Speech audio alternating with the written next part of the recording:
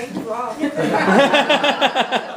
I'm a little overwhelmed to have so many people in the room to support me who can't come out and vote for me. But I can vote for you. Yes, that's right. Thank you, Arlington. Thank you, Arlington Young Dims. Jamie and her crew came down today to knock doors, and thank you. It really means a lot to me. Thank you for everyone who co-hosted this event, and I appreciate everyone who's standing here in this room today.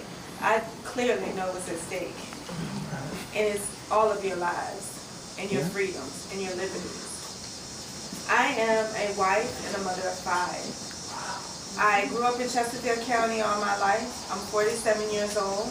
My oldest daughter just graduated from Eastern Virginia Medical School. Wow.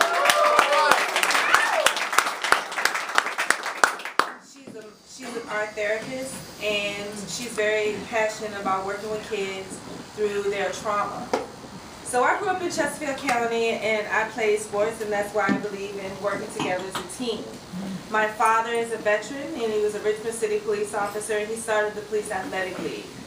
My mother was an executive at Reynolds Metal Company, which is now Alcoa. My parents instilled in me the value of community. While most families were waiting on Christmas Eve to wake up the next morning to gifts and all the lovely things that happen on Christmas, our family, we were packing up stuff to take to people who didn't have the things that we did. My parents made sure that we gave back. My parents cooked dinners for people. My dad delivered turkeys on the holidays. So although there were some nice things under the tree, it was more important for us to give back to the community. My parents worked really hard to start the Police Athletic League. It was not there in Richmond City, and the city council didn't want it. So I watched my parents go in front of the city council and lobby and fight for something that they believed in. And I watched them work really hard, and I watched my father throw himself in the inner city and surround himself with the kids and the families. And a lot of them were at our home all the time.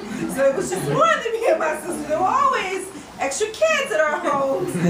And those things instill the values that I have in me today. And I went on to graduate from Virginia Commonwealth University, from the Wilder School. And I wasn't a traditional student because I had my first child when I was 22. I was brutally raped and left for dead, and my doctor told me I would never have kids. But don't feel sorry for me, I'm okay. Or more kids. And my doctor told me I could never have children. And I had my first daughter at 22. She was born with a very rare lung disease. After that, I had 2 more. And the second one was born with a very rare heart disease, which he still has right now. But he was told he would never play competitive sports, and he's down at IMG Sports Academy playing basketball right now. Wow.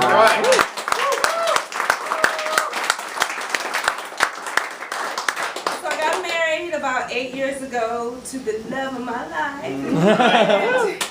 He's the one that's helping holding the fabric together so that I can do what I need to do to make sure that all of you are represented in the House of Delegates when we win in November. So we're working really hard.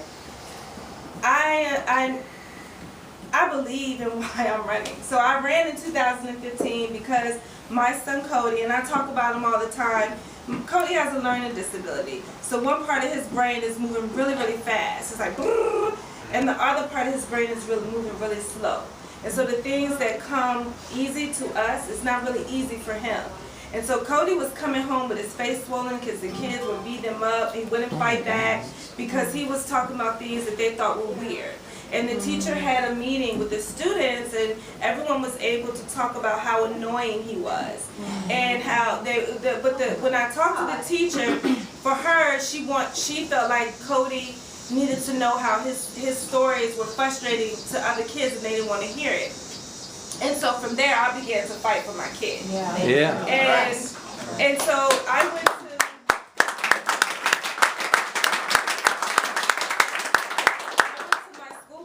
My school board board member said it was a state issue, right? Because I felt kind of bad for the special education teachers. I wasn't saying that they were bad teachers. I felt like they were just inundated with so much work and they didn't have the resources that they needed. And I wanted to help them to make sure that they were able to help not only Cody but other kids.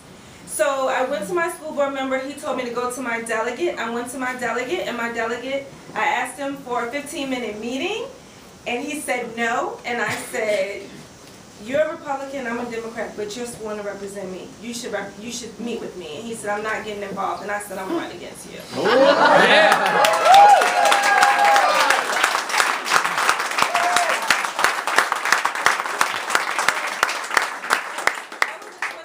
I had no idea how to run for office. I just asked my husband, I was like, can you give me like $10,000? I was like, and then my kids would drive me up and down the street and I would just knock on as many doors as I could. And I think a lot, as far as I know, was probably like, who's this crazy lady saying she's running for office? And I lost that election. It's a very different district. And it was a very ruby red district, right? But I didn't care. I cared more about not just my son, because I advocated for my son, I got him what he needed. But I found that there was so many kids, just like Cody, with different disabilities that weren't getting what they needed. And so I'm like, no, this is not right. We got to fix this. And so I lost that election. My daughter, my second oldest, got shot in 2016. She survived, and she's okay, but we still don't know who shot her. And when our young adults go out to a party as parents, I can't sleep until my kids come home, until I hear them come through the door. Parents should be able to have an easy night of sleep when their kids are out of the party. But we can't, because we're worried about the safety of our children, right? So she was at a party, a guy and a girl get into an argument, they both put out guns and start shooting. Like the Wild Wild West. My daughter was hit in the shoulder, the bullet came through and grazed her right here in her chin.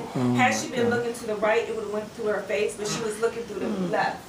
And so it grazed her under her chin. So then in 2017, I went back to Riley and I said, hey, you beat me in 15, what are you gonna do? And he said, antique license plates. So many people are antique license plates. I was so upset. And he told me, he said, I have to vote with he said, listen, to be successful in this business, you vote with your party or they'll run someone against you. And I said, Riley, what about education? What about all these other issues? And he said, no one calls me but you, Sheila. He said, you're the only one that calls me about education. People call me about anti-license plates. So that was in 2017, and I lost that election by 800 votes. Yep.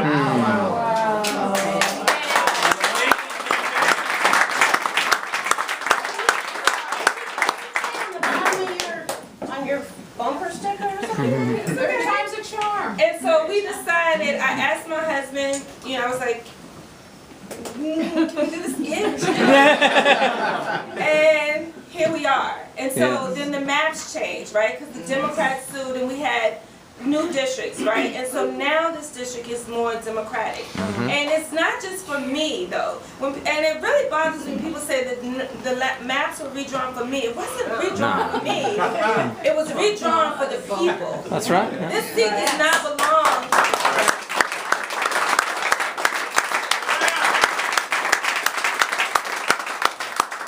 This seat does not belong to Kirk Cox. Kirk Cox has a seat at the table because he took it. He doesn't have a seat because he earned it. They were able to draw the maps to benefit them. And that is not democracy. That hurts the fundamental principles of this democracy. I believe in equality, liberty, and justice for all. I'm running because I believe that those words should not just be words that we hear about, that we write about, but they should be what we live by. People should feel that they have a place in their government, that their government is working for them, for the majority of us, not just a few of us. I'm working to make sure that we have equality. I met a couple about 3 weeks ago. They told me, there's two men, and they told me they put an offer on the house. They offered $30,000 more than the asking price of the house, and they didn't get that house. And they went to the realtor and they said, why did the sellers not accept our contract? And the realtor said, I'm not supposed to tell you this, but the sellers hate gay people, and they do not want a gay couple living next door to them. Yo, this is, But this is 2019, and that is perfectly legal. Right. And so housing discrimination is still something that is legal. Yeah. ERA, the fact that as a woman, I can get paid less than you as a man, and it be legal is a problem. Equality, liberty, justice for all. Yes. I- Yeah.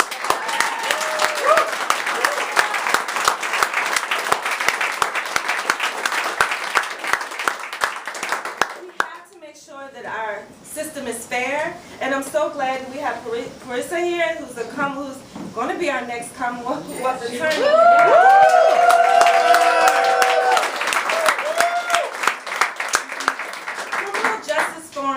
Criminal justice reform is not just something people want, it's a need. We have more black men in prison on probation or parole than we have black people enslaved in all the Americas by 1840. This is wrong. There's so many things that I feel, that I see that is wrong with our government that can be changed by just common sense legislation. If we work together to do the right thing for the masses of people and not just for a small percentage of people, we can build a stronger Virginia, we can build a more equitable Virginia, and we can make sure that people feel that they have a place in our government. And that's why I'm running.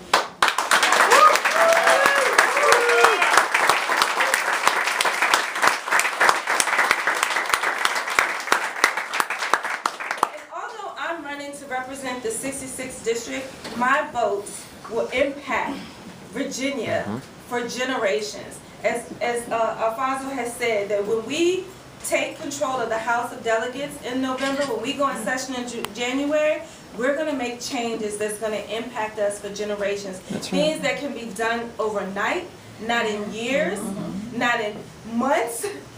We're talking about changes that's going to impact all of you. And this is a much needed change. I appreciate all of you coming out. I'm a little overwhelmed. This is a lot. I know it's at stake. I'm averaging close to 1,000 doors a week. I am dedicated. Yes.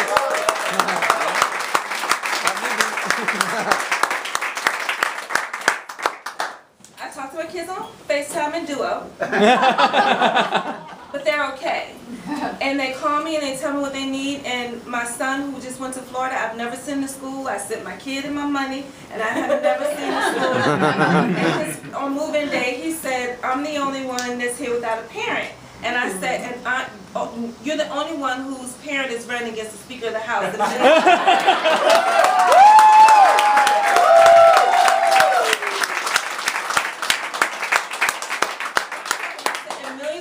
Lives are dependent on me, and your dad has to work to pay for this. And they said, Mom, I'm going to be okay. I'll figure it out. And that's what he's doing. And so our family as a unit, we're all working together to make sure that I can go and hit those doors, that I have the time to raise the money. And we just had our first TV ad go up. Woo! And I can tell y'all, it was difficult for me to come out swinging, right? To come out fighting. And I called up my college professor and I said, this is hard for me. Can someone else say it? I was like, I believe everything he said because I wrote it, right? And I said, yeah, I agree with this, but it was hard for me. And you know what she said to me? She said, you have to decide what's more important, your feelings or the people of Virginia. That's right. And I said, well, now that you put it that way.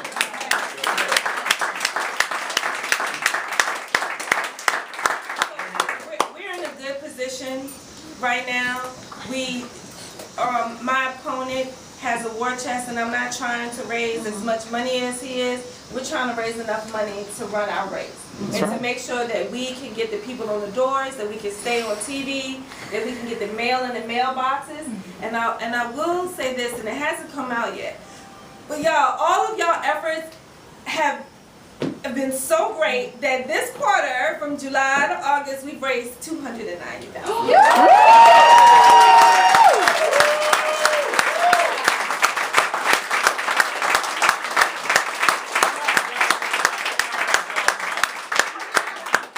And with in-kinds, to be specific, with in-kinds it was like 306. But we are working really hard, and I want y'all to know how committed I am. starting Monday, I will not be working with my husband anymore, and I will be campaigning full time. And we will start at 9 o'clock. So I am truly committed to this fight to make sure that we take control of the House of Delegates and we build a stronger, more equitable Virginia for everyone. So thank you so much.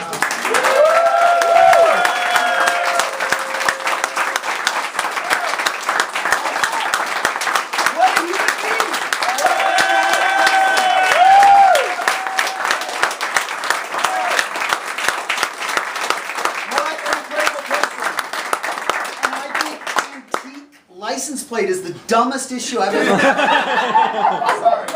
Sorry. So